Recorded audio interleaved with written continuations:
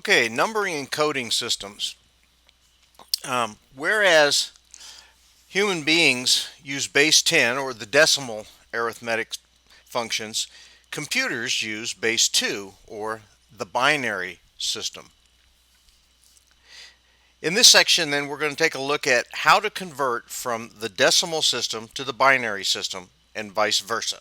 Again, something you've had before, but it's always good to go back and do a refreshment.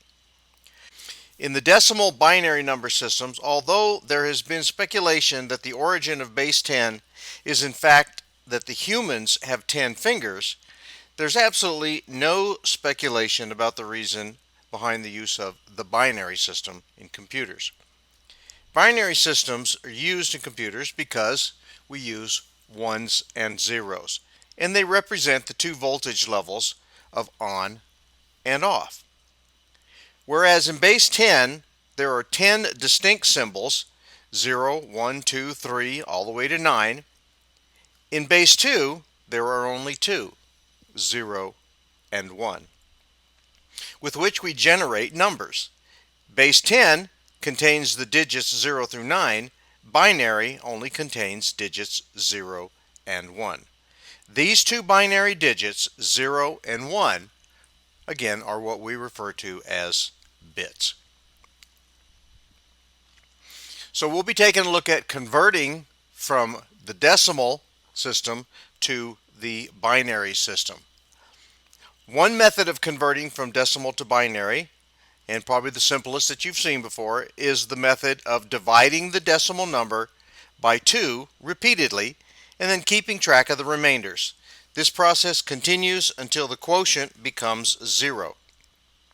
The remainders are then written in reverse order to obtain a binary number.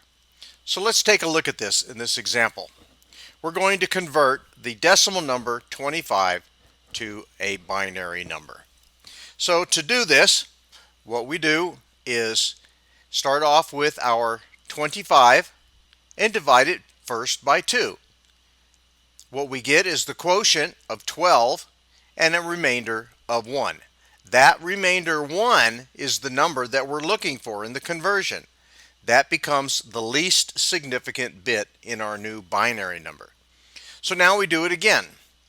We take that 12, we divide it by 2, we get a quotient of 6, but this time there's no remainder.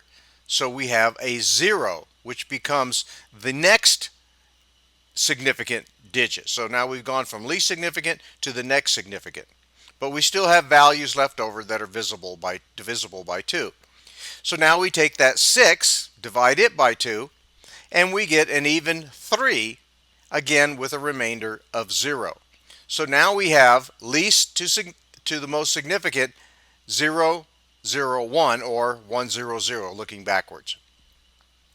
The next value then is 3. Well, that's an odd number, so we expect there to be a remainder here. So 3 divided by 2 gives us a 1 with a remainder of 1. So that's our next significant digit. And lastly, we divide through one more time by 2. We have no quotient and therefore only a remainder of 1.